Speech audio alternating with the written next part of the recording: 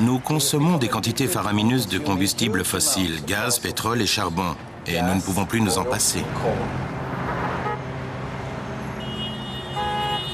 Nous sommes en train de modifier la composition de notre atmosphère, ce qui entraîne des changements climatiques. La situation est catastrophique sur le plan mondial.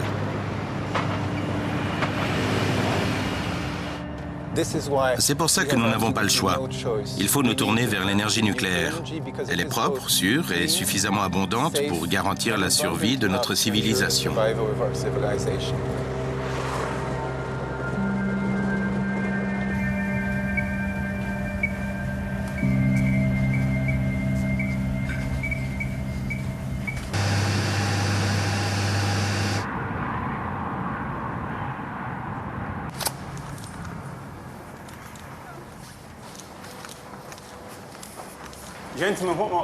Messieurs, nous allons nous rendre sur le site nucléaire en zone surveillée.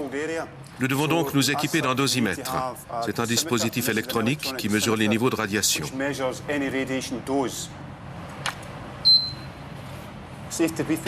Pour votre sécurité avant de pénétrer dans la centrale, interdiction de fumer, de manger, de boire ou d'utiliser des cosmétiques. Toute radiation éventuelle représente un risque si elle est absorbée par votre organisme. N'importe lequel de ces actes pourrait être fatal. Si ces règles sont respectées, il n'y a aucun danger. Merci.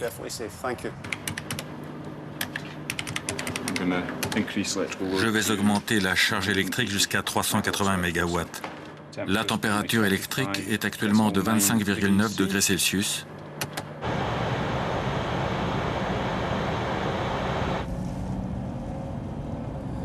Je suis écologiste, français, et je milite pour les idées vertes depuis que j'ai commencé à travailler il y a 25 ans. Est-ce que j'ai bien compris? Vous êtes écologiste et en faveur du nucléaire. Je suis un vert pro-nucléaire. Je pense que l'énergie nucléaire est la plus sûre et la plus propre que nous ayons à disposition à l'heure actuelle pour résoudre la crise du climat et de l'énergie, tout en protégeant l'environnement. La plupart des gens ne réalisent pas que nous avons déjà allumé la mèche d'une bombe climatique à retardement. Nous devons absolument envisager toutes les solutions, quelles qu'elles soient, sans nous imposer de tabous. À mon avis, le problème du réchauffement climatique ne peut pas être résolu sans l'énergie nucléaire. La production d'énergie nucléaire n'engendre aucune émission de carbone. Quand le secteur nucléaire a-t-il commencé à se vendre comme solution au réchauffement climatique? Difficile à dire, mais je dirais que ça fait une dizaine d'années. Mais il ne se vend que comme partie de la solution. Est-ce que les gens sont prêts à écouter? Oui, je pense, c'est sûr. Quel genre d'évolution vous entrevoyez? À mon avis, le nucléaire. Ce gros mot est beaucoup plus facile à articuler dans les hautes sphères politiques aujourd'hui qu'il y a encore 4 ou 5 ans, voire même 2 ans.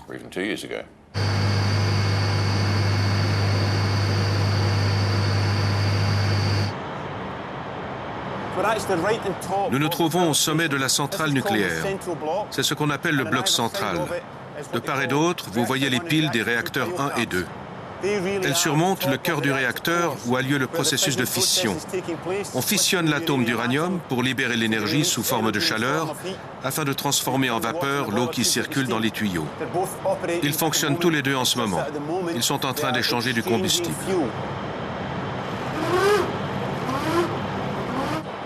Et la centrale continue de fonctionner? Oui, en fait, on n'arrête jamais la centrale, on diminue juste sa production d'énergie. Il paraît que le ravitaillement est l'un des processus les plus dangereux dans la production d'énergie nucléaire. Je ne dirais pas dangereux, mais il est essentiel d'actionner tous les systèmes de sécurité et d'appliquer toutes les règles de fonctionnement. En fait, si nous ne portons aucun équipement pour nous protéger de la contamination, c'est parce que la probabilité est très faible. C'est pourtant marqué « zone de contrôle de la contamination ». Oui, juste là, en dessous.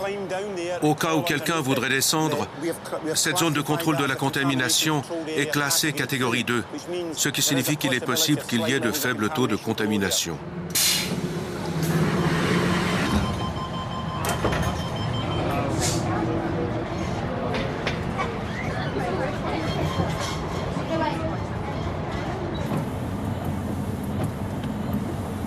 Le problème en Australie, c'est que 90% de notre électricité provient de combustibles fossiles, ce qui fait de l'Australie l'un des principaux producteurs de carbone par habitant.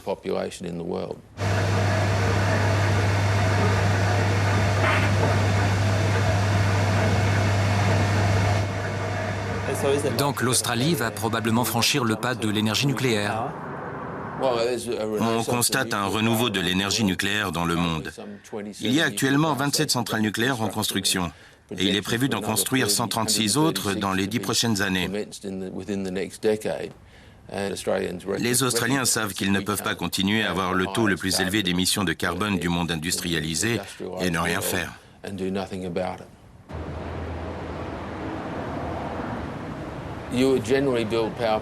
On construit toujours 2 centrales nucléaires en tandem pour avoir un chiffre pair. Ce chiffre pair oscille généralement entre 6 et 14. C'est sans doute ce qui va se passer en Australie.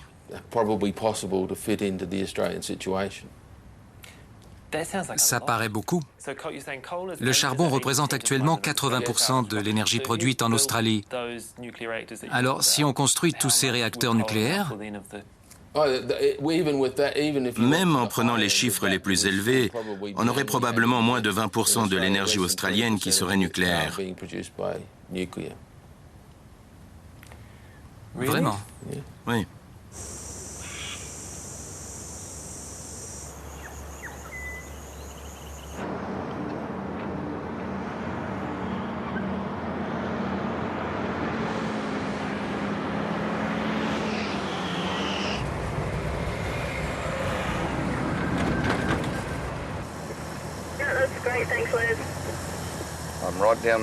Je suis tout au fond, je veux juste l'autorisation de dépasser les cônes jaunes pour entrer dans la zone de forage.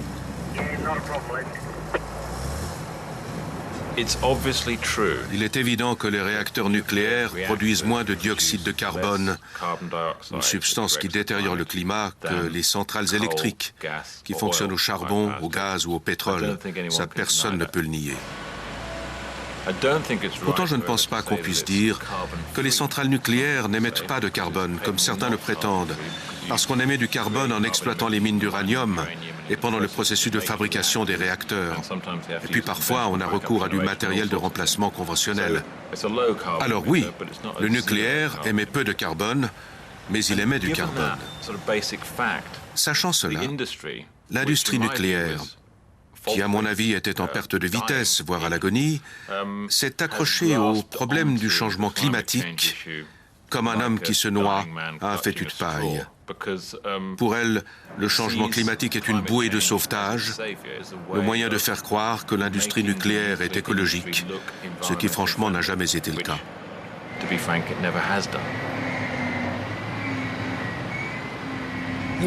Vous connaissez l'organisation écologiste pour l'énergie nucléaire?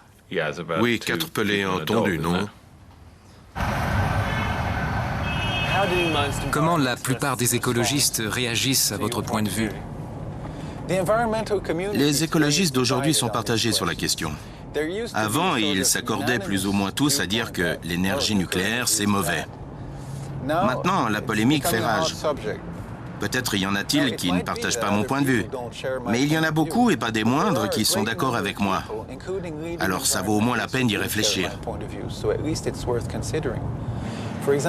Patrick Moore, par exemple. Il était l'un des cofondateurs de Greenpeace en 1971. Comme moi, il pense que nous n'avons pas d'autre choix que d'opter pour l'énergie nucléaire, parce que c'est la seule solution à notre problème.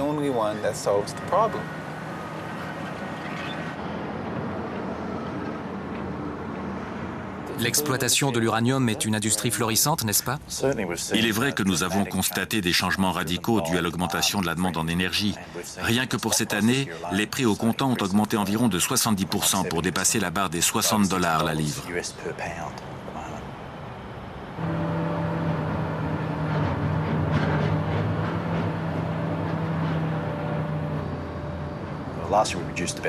L'année dernière, nous avons produit près de 6000 tonnes d'uranium et nous l'avons vendu selon des critères internationaux et australiens très stricts en Europe, dans certaines régions d'Asie et aux États-Unis.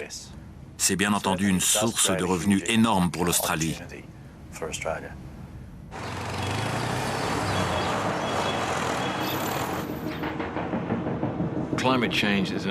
Les changements climatiques constituent un problème très sérieux, l'un des plus graves auxquels l'humanité ait eu à faire face, au même titre que la prolifération d'armes nucléaires ou la menace d'holocauste nucléaire.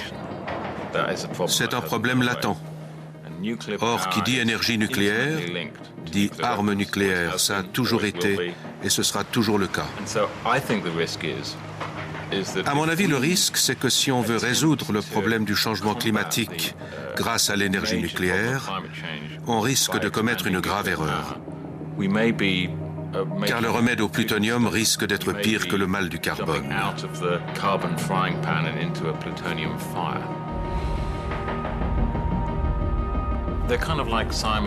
Comme des sœurs siamoises, l'énergie nucléaire et l'arme nucléaire sont liées depuis la naissance. Lorsqu'on a développé l'énergie nucléaire au Royaume-Uni, aux États-Unis et en France, c'était pour mettre au point des armes nucléaires. On a construit des réacteurs pour produire du plutonium dans le but d'en faire des bombes.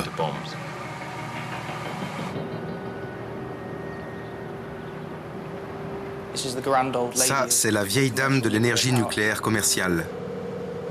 La première centrale nucléaire commerciale du monde. Elle a été fermée au bout de 47 ans, alors qu'elle fonctionnait toujours à plein régime.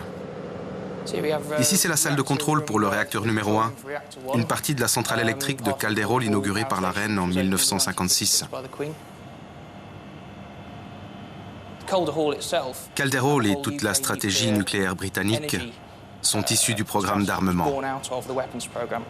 On s'est dit, attendez, la production de plutonium émet de la chaleur. Alors pourquoi ne pas utiliser cette chaleur et cette énergie dans les ménages et les entreprises britanniques? À l'époque, est-ce que cette centrale faisait des envieux dans le monde? Absolument, oui. Elle a été la première centrale commercialement viable. Elle était censée produire de l'électricité si bon marché qu'on ne pouvait même pas l'afficher au compteur. Et elle a été la première du genre à être construite. Un véritable exploit à l'époque. Bien que l'industrie nucléaire affirme à présent qu'elle n'a rien à voir avec les armes nucléaires, la technologie utilisée est la même.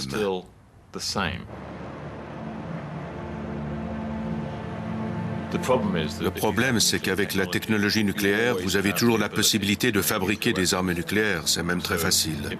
Il suffit d'un changement de gouvernement, d'un changement de situation, pour qu'on transforme un programme nucléaire civil en programme nucléaire militaire. Nous sommes très préoccupés par les ambitions nucléaires militaires de la Corée du Nord et de l'Iran. Où dans le monde construit-on le plus grand nombre de nouveaux réacteurs? À l'heure actuelle, en Asie orientale, au Japon, en Corée, en Chine, en Inde aussi.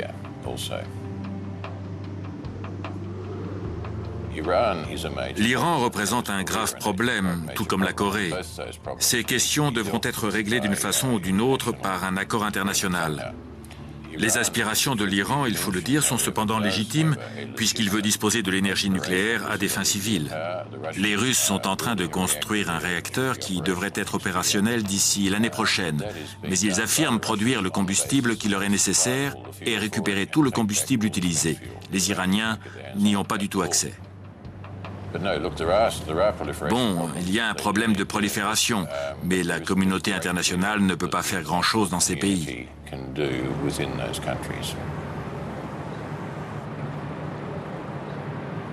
Quand la centrale a-t-elle fermé? Elle a fermé en 2003. Et depuis, on la prépare pour la première phase de déclassement. En fait, il faut plus de gens pour déclasser une centrale nucléaire que pour la faire fonctionner. Combien de temps dure la phase de déclassement pour une centrale nucléaire? Selon le gouvernement, ou plutôt le calendrier de l'autorité responsable du déclassement nucléaire, on prévoit un délai de 120 ans. On essaie de raccourcir cette période quand c'est possible, mais compte tenu des circonstances actuelles, il faut compter au moins 110 ou 120 ans pour déclarer le site dénucléarisé. Pendant combien d'années le site a-t-il fonctionné? 47 ans. Et à combien peut-on chiffrer les coûts? Selon les estimations, le coût du déclassement des centrales de Calderol se situe aux alentours de 1,5 milliard d'euros.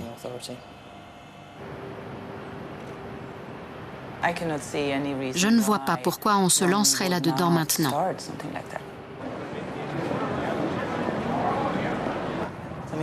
Regardez où ça nous a menés. Nous nous retrouvons dans une situation où nous sommes tellement dépendants du nucléaire que nous ne savons plus comment nous en débarrasser. C'est comme si vous étiez fier de ne jamais avoir fumé de votre vie et que quelqu'un vienne vous dire de vous mettre à fumer parce que tout le monde le fait. Vous seriez bien bête d'accepter.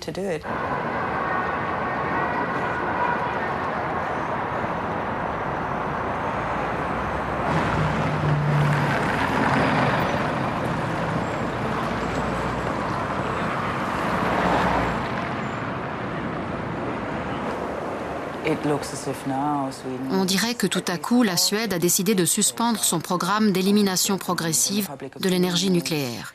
L'opinion publique est partagée. Elle aimerait bien conserver l'énergie nucléaire tant qu'elle reste bon marché.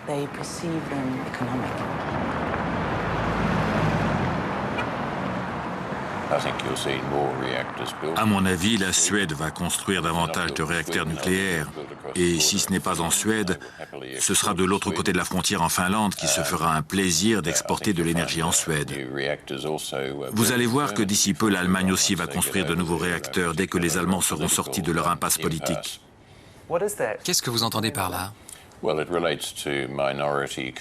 Je veux parler de la coalition minoritaire politique. En Suède, par exemple, il y a des partis farouchement opposés au nucléaire qui ne sont soutenus que par 5 à 6% de l'opinion publique, mais qui bloquent tout pour l'instant.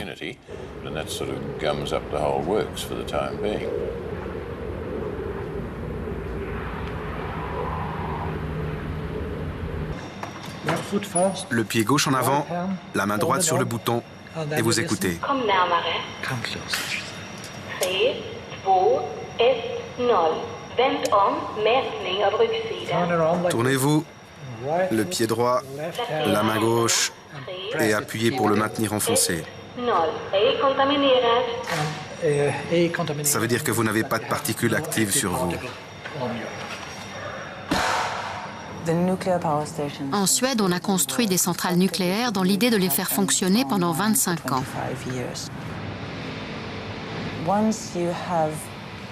En misant sur une durée de vie économique de 25 ans, vous aurez amorti votre investissement au bout des 25 ans. Alors, à l'heure actuelle, les centrales nucléaires en Suède sont de véritables planches à billets parce qu'elles sont déjà amorties. Chaque année de fonctionnement supplémentaire augmente votre profit. Mais on constate tout à coup que certains réacteurs montrent quelques signes de vieillesse.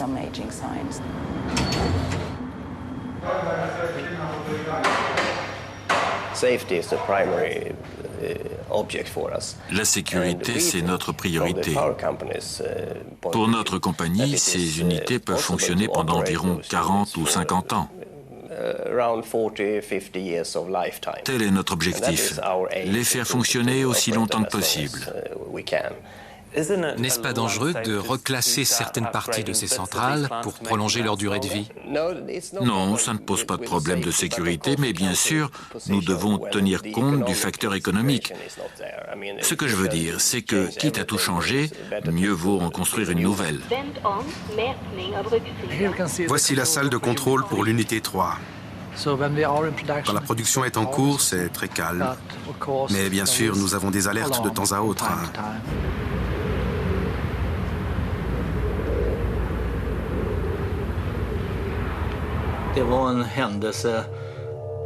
C'est le genre d'incident qui ne se produit qu'une fois en 1 million d'années.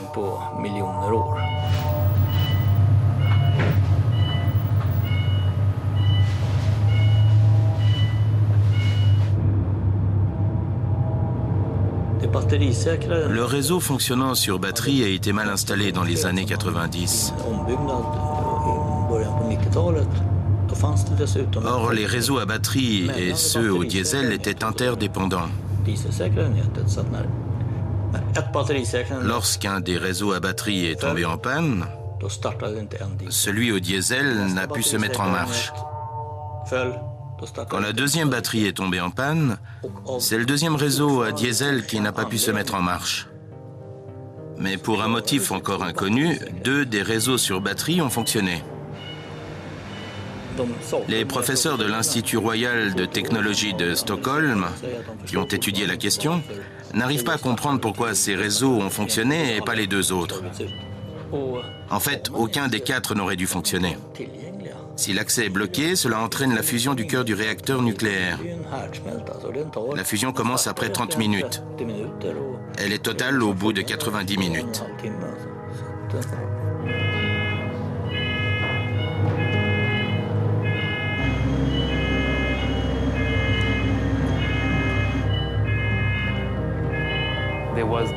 On a frisé la catastrophe. Oui. Racontez-moi. 2 des 4 moteurs à diesel n'ont pas fonctionné comme ils auraient dû. Mais nous avions du bon matériel. Alors nous n'avons pas eu de problème avec le réacteur. Il n'a pas fallu plus de 20 minutes pour neutraliser la situation. Vous avez dû être pris au dépourvu? Oui, c'est la raison pour laquelle nous allons revoir la conception des 2 réacteurs, le numéro 1 et le numéro 2. Un tas de gens m'ont demandé si on l'avait échappé belle. Mais comme je le dis toujours, c'est difficile à dire. On a frôlé la catastrophe, mais je ne sais pas à quel point. Quoi qu'il en soit, on ne devrait jamais s'en approcher autant. Ce sont des technologies trop dangereuses pour qu'on passe si près de la catastrophe. Alors pourquoi ne s'est-il rien passé? La chance, je dirais juste la chance.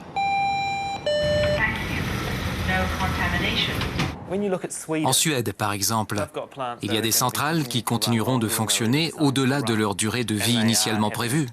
On les reclasse. À ce qu'il paraît, il faut réviser toute la centrale pour la faire fonctionner. On ne peut pas juste en reclasser une partie. C'est la raison pour laquelle il y a eu cet incident cette année. Si vous pensez à l'incident de Forsmark, c'était un problème relativement marginal et mineur. C'est ce qui a entraîné la fermeture de la centrale jusqu'à ce qu'on puisse réparer. C'est comme ça que ça marche. Le problème est qu'on ne peut pas avoir de système infaillible, n'est-ce pas? Absolument infaillible, non. Rien n'est jamais totalement exempt de risque, si c'est ça que vous voulez dire. Tout ce qu'on peut faire, c'est limiter les risques au maximum.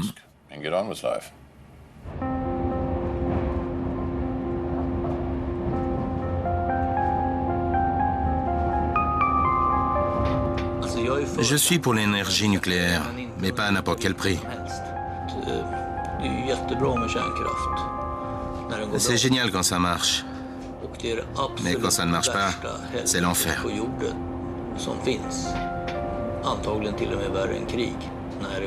C'est sans doute pire que la guerre. Et si vous n'êtes pas prêt à entendre ça, ne touchez pas à l'énergie nucléaire.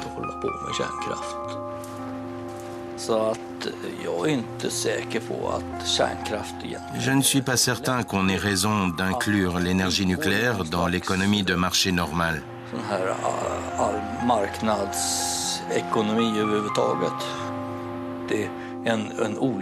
S'il y a un accident dans une usine chimique, par exemple,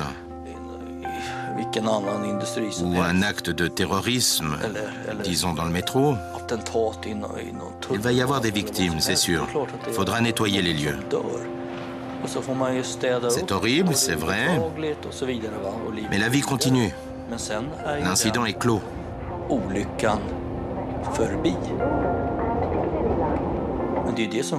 C'est pour ça que l'énergie nucléaire est si différente des autres industries.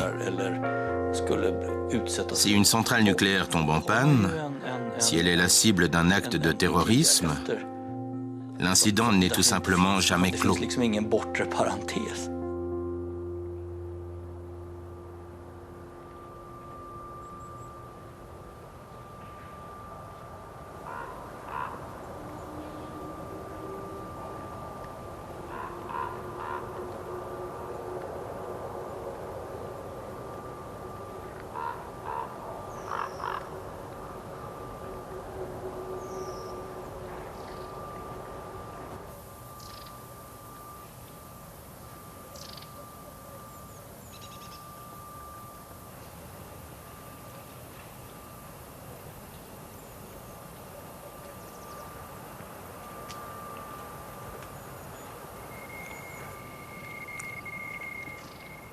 C'est 20 fois plus que la normale.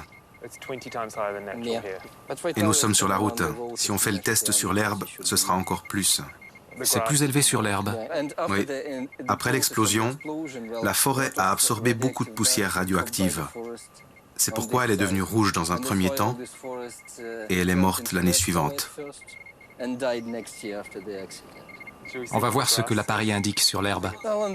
Le niveau de radiation sera plus élevé sur l'herbe. Nous sommes sur l'asphalte et c'est une nouvelle route.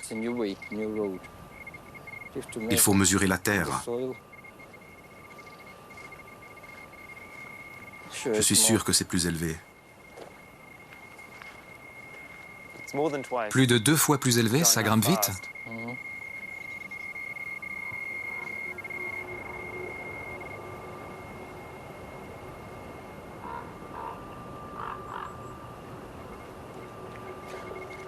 Qu'est-ce que vous avez ressenti la première fois que vous êtes venu ici? La première fois, je n'ai pas eu peur. C'était juste bizarre. On a déjà vu des villes anciennes abandonnées d'où les gens sont partis. Mais celle-ci, elle est vraiment étrange. C'est une ville moderne, totalement inhabitée. Elle n'a pas l'air dangereuse. Ce n'est qu'en voyant le dosimètre qu'on comprend pourquoi la ville a été désertée. La radiation, ça n'a pas de goût, pas d'odeur. On ne la voit pas, on ne la sent pas.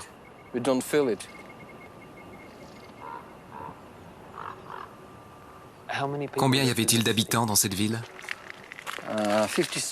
50 000.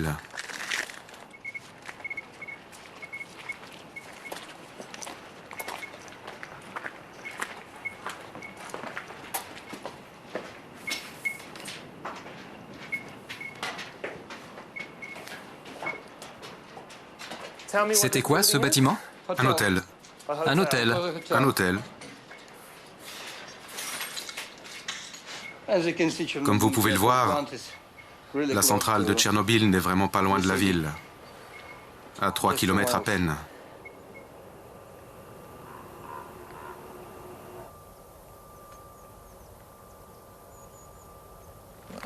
La ville a été évacuée le surlendemain de l'accident. Et personne n'est jamais revenu? Jamais.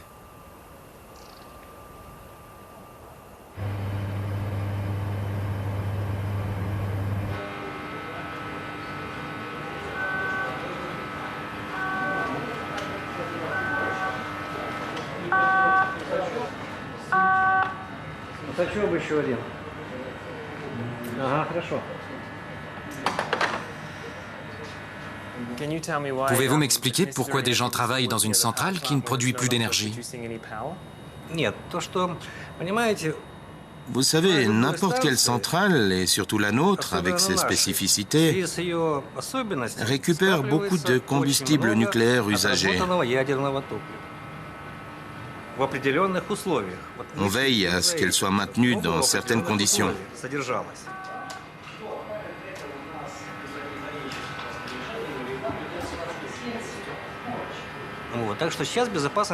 La sécurité passe avant tout.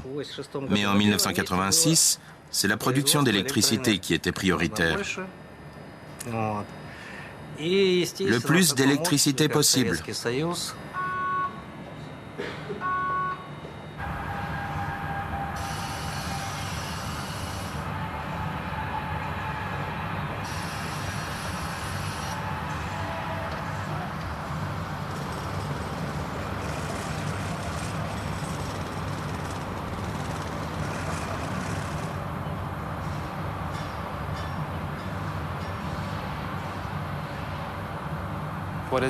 Dans quel état est vraiment le réacteur? Dites-moi la vérité. Cette maquette va vous aider à comprendre les risques que présente le réacteur détruit. À la suite de l'explosion, il a sauté et il s'est posé pratiquement à la verticale. Il pèse plus de 2000 tonnes. Pour ce qui est des risques, ce sont des matériaux hautement radioactifs. Et il y en a toujours de fortes concentrations à l'intérieur du réacteur détruit.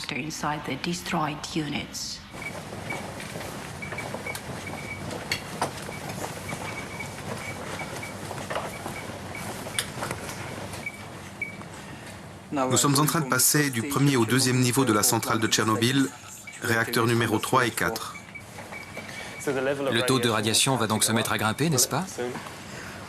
Non, tout a l'air normal. À mon avis, il va grimper quand nous serons vraiment très près du numéro 4. Jusqu'où, vous pensez? Vous pensez qu'on va atteindre quel niveau? Je ne sais pas exactement. Ce n'est pas un appareil professionnel. Mais si le niveau de radiation est très élevé, et il l'affiche.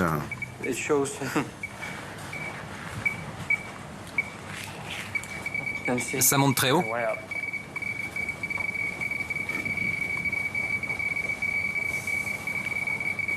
Vous nous le dites, s'il y a de quoi s'inquiéter, n'est-ce pas? C'est surtout la structure du sarcophage qui peut poser un problème. Elle menace toujours de s'effondrer.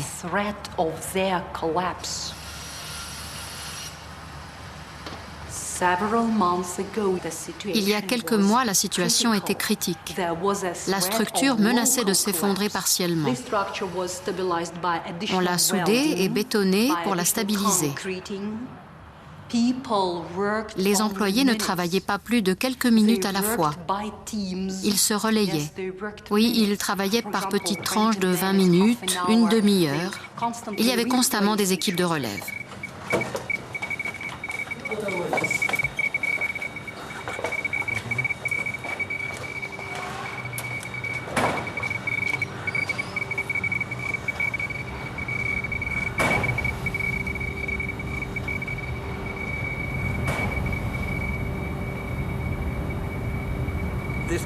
Cette salle de la tour de contrôle est identique à la salle numéro 1.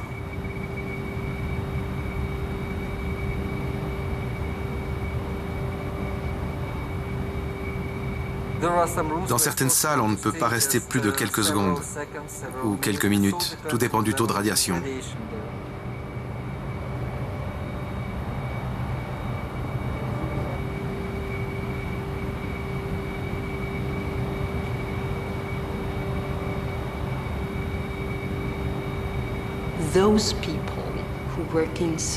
Les personnes qui travaillent à l'intérieur prennent vraiment beaucoup de risques.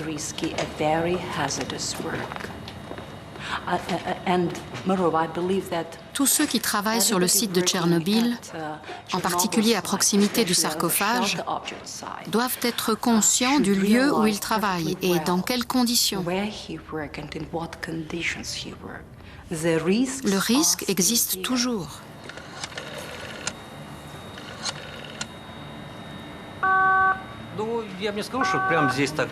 Bien entendu, je n'irai pas jusqu'à dire que tout va bien et qu'il n'y a pas de risque.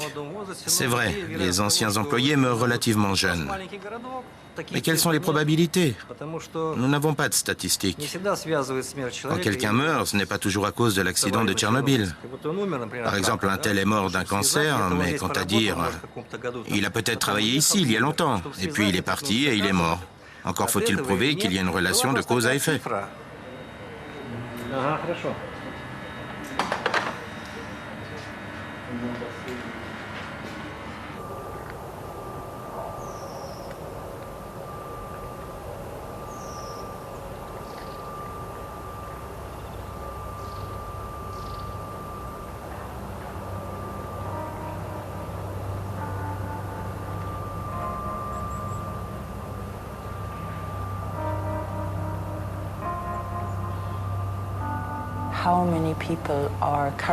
Combien de personnes souffrent actuellement de séquelles de l'accident de Tchernobyl?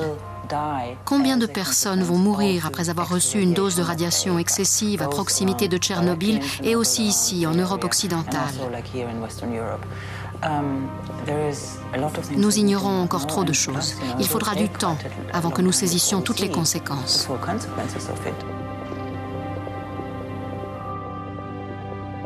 Combien y a-t-il eu de victimes? 56, c'est le chiffre évoqué dans le rapport du Forum de Tchernobyl l'an dernier. Il paraît qu'en Union soviétique, il y aurait eu 600 000 victimes au total.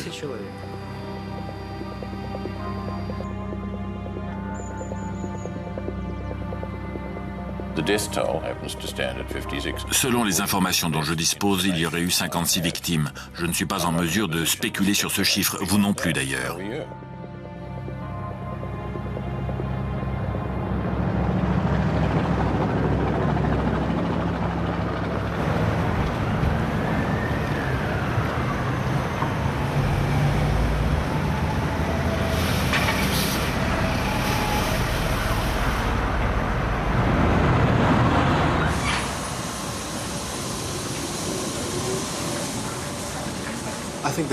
À mon avis, le climat fiscal et social a changé partout dans le monde.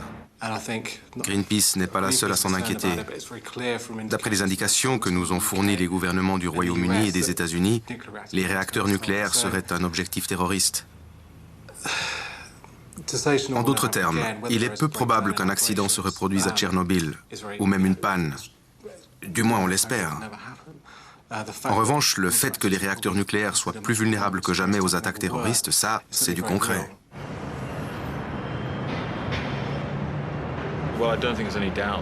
Il ne fait aucun doute que les centrales et les installations nucléaires sont des cibles de prédilection pour les terroristes. Nous avons la preuve qu'Al-Qaïda, par exemple, y a pensé. Les services secrets américains, britanniques et autres nous ont avertis que les centrales nucléaires étaient des cibles. Alors, nous le savons.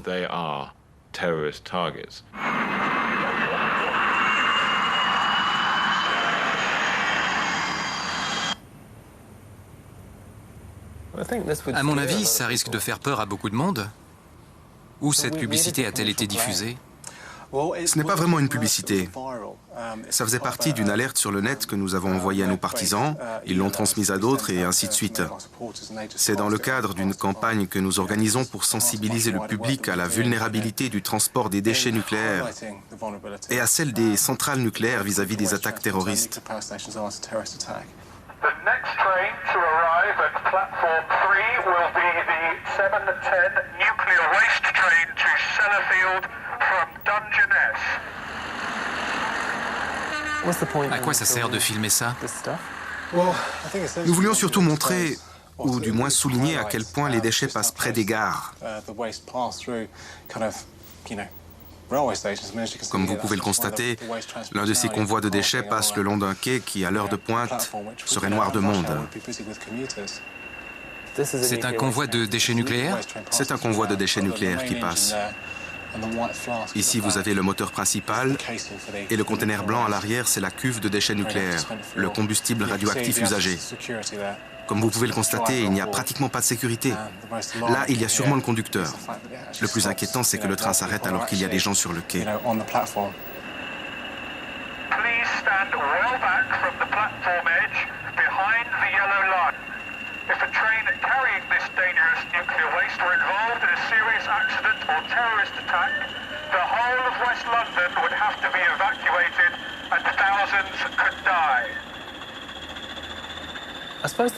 Je suppose qu'on vous répondra que les déchets sont tellement bien emballés et sécurisés que même si le train déraillait, il ne se passerait rien. Nous avons mandaté un ingénieur nucléaire indépendant pour étudier la question et il semblerait en effet que la cuve soit solide. Mais s'il y avait un accident ou une attaque terroriste à l'intérieur d'un tunnel, toutes les conditions seraient réunies pour que la température grimpe à 8000 degrés, une chaleur à laquelle ces containers ne résisteraient pas. Or, si les containers étaient endommagés, la contamination radioactive pourrait se répandre à des kilomètres à la ronde et entraîner un risque inacceptable pour le public.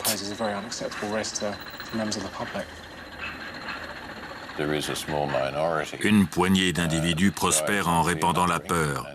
Ils sont idéologiquement opposés à l'énergie nucléaire, aux aliments génétiquement modifiés et à toutes sortes de choses du même acabit. Ils passent leur temps à répandre la peur, et depuis longtemps, mais à mon avis, leur crédibilité est passablement érodée.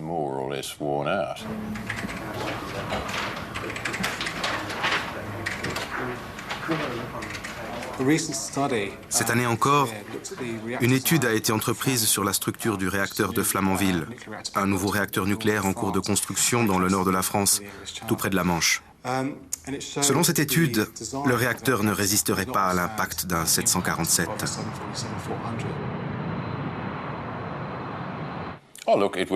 Pour commencer, la centrale nucléaire serait probablement anéantie.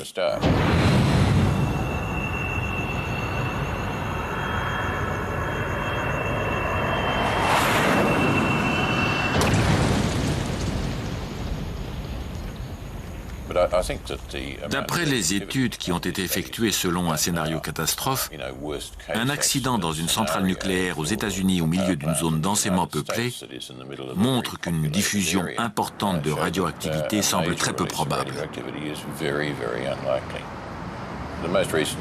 Les études les plus récentes et les plus approfondies laissent entendre qu'il serait possible d'évacuer la zone autour de l'accident en marchant. Une zone de quelle superficie? Jusqu'à quelques kilomètres. Mais il est peu probable que la zone devienne inhabitable.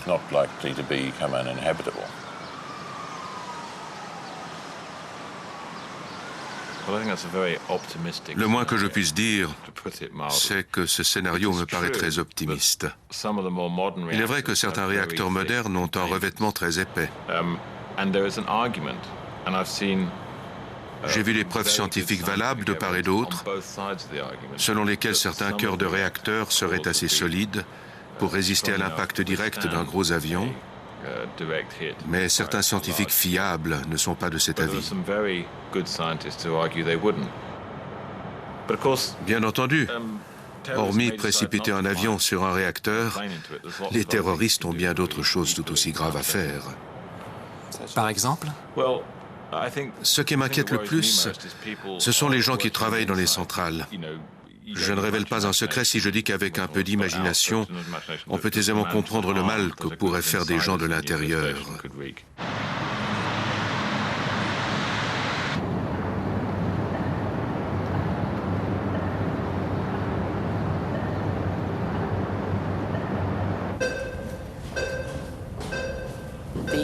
Le combustible usagé provenant de réacteurs du Royaume-Uni et de l'étranger arrive ici par le train. Voici l'entrepôt vitrifié. C'est là que sont stockés tous les déchets hautement toxiques issus du retraitement du combustible. Comme les déchets continuent à produire de la chaleur, ils doivent être refroidis. On les refroidit et on les stocke ici pendant 50 à 75 ans, en toute sécurité, jusqu'à ce que le gouvernement décide de leur lieu de stockage à long terme. Pourquoi ne pas les laisser ici définitivement? À cause de la durée de stockage nécessaire, des milliers d'années, le gouvernement estime qu'il faut trouver une autre solution.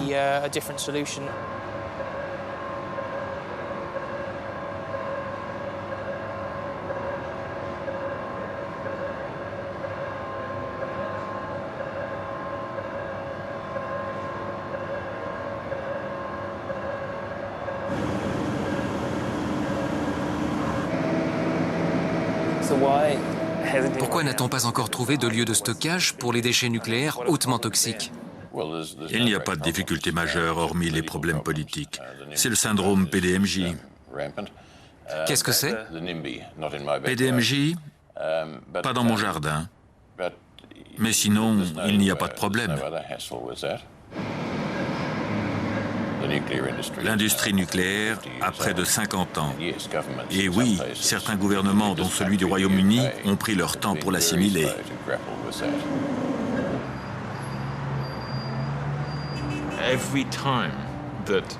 À chaque fois que le gouvernement britannique a voulu proposer une solution pour ces déchets nucléaires, ce qu'il essaye de faire depuis le début des années 80, il échoue. À 3 reprises au moins, on a dit « jetons tout ça dans une fosse ». Et puis on a abandonné l'idée et on a proposé d'autres sites, d'autres types de déchets, d'autres technologies. Le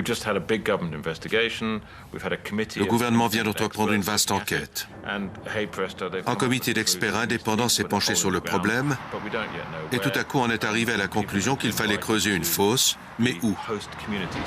On inciterait les gens à accueillir les déchets dans leur commune. Ils pourraient en tirer certains avantages, des centres communautaires, des piscines, des emplois, que sais-je.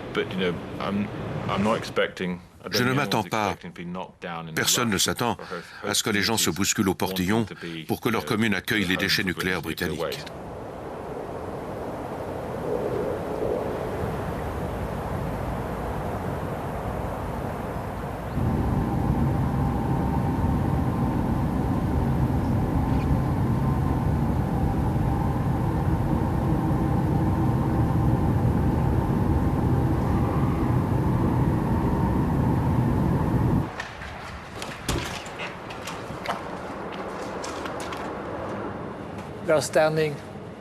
Nous sommes ici à 80 mètres au-dessous du niveau de la mer. Il y a 4 cavernes, de 160 mètres de long chacune, 20 mètres de large et 20 mètres de haut pour la plus grande, conçues pour accueillir des déchets faiblement et moyennement radioactifs.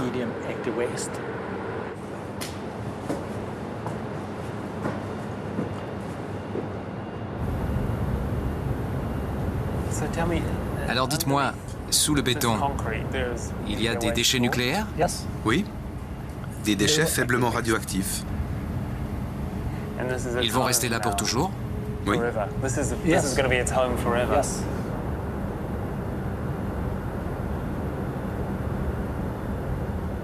Qu'est-ce que ça veut dire exactement faiblement et moyennement radioactif? De quel genre de déchets s'agit-il?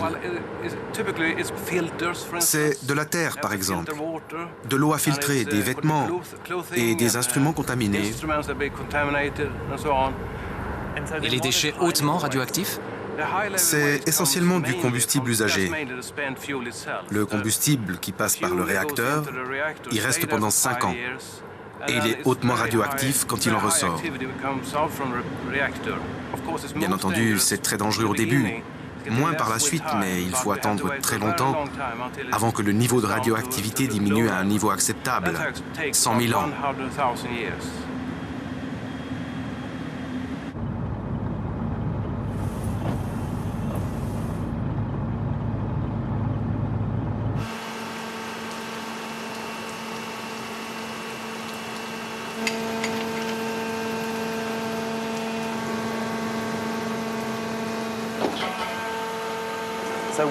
Alors qu'est-ce que vous allez faire de ces déchets hautement radioactifs? Nous allons tout d'abord les stocker pendant 30 ans. Puis nous devrons les enterrer dans le sous-sol, là où les choses ne se transforment que très lentement. C'est le seul endroit où on peut envisager un avenir à long terme.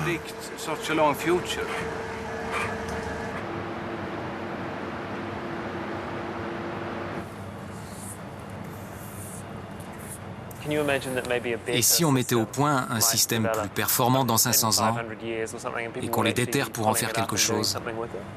Oui. Je crois qu'il est très important d'y songer, car l'homme n'accède jamais à la connaissance absolue. Nous devons donc envisager un système réversible qui nous permette de récupérer les déchets au cas où les futures générations trouvaient une meilleure solution. À mon avis, il faut faire preuve d'humilité et se dire que bon, même si on pense avoir trouvé une bonne solution, il se peut qu'il y ait autre chose dans 500 ans. Il faut donc qu'à ce moment-là, on ait la possibilité de récupérer les déchets si on le souhaite.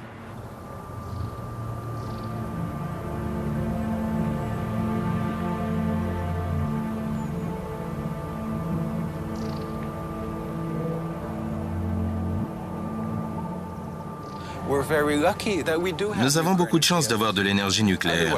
Sinon, une partie de l'humanité serait condamnée, ce qui ne serait pas une mauvaise chose pour la planète. Vous savez, je suis marié depuis 3 ans. J'ai un petit garçon de 1 an et je préférerais lui laisser une planète viable, un air respirable et une société dans laquelle il puisse survivre et vivre heureux.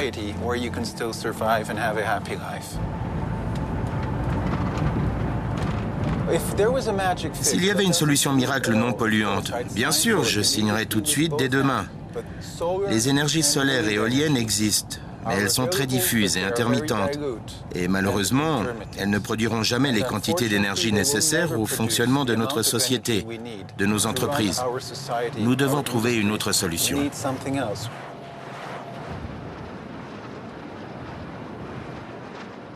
Les énergies renouvelables peuvent-elles produire l'énergie dont nous avons besoin au même titre que l'énergie nucléaire? En toute honnêteté, je n'en suis pas sûr. Ce que je peux certifier en revanche, c'est que l'énergie nucléaire a prouvé qu'elle était très peu fiable, qu'elle absorbait une grande partie des ressources publiques, que ceux qui l'ont défendue par le passé nous ont souvent induits en erreur.